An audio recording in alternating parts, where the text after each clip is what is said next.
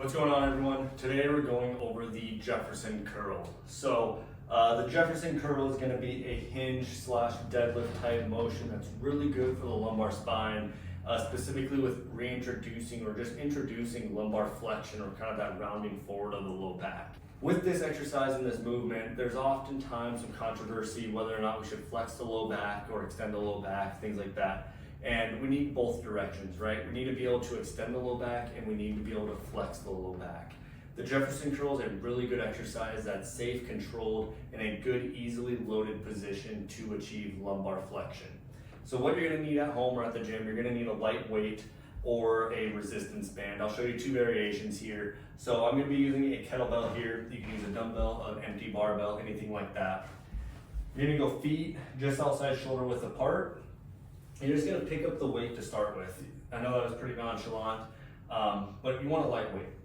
From here, keeping the weight nice and close to the body, I like to start with tucking my chin down and then just rolling through the entire spine into this flex position all the way down, letting that weight hit the floor and then all the way back up in reverse.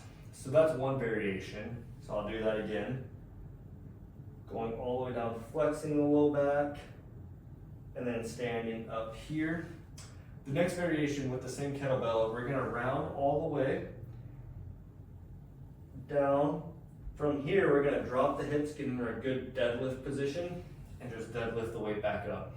Here it is one more time.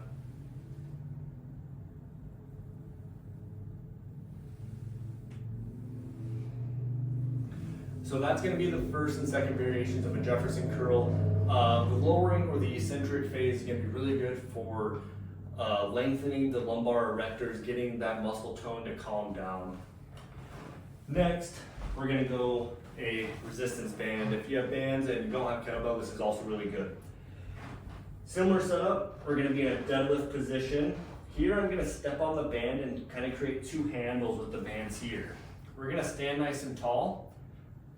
And same thing, we're going to round forward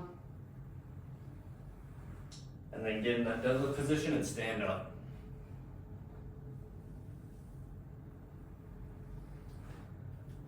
The range of motion with the banded position will be slightly decreased, so just keep that into consideration if you're using an empty barbell or a dumbbell.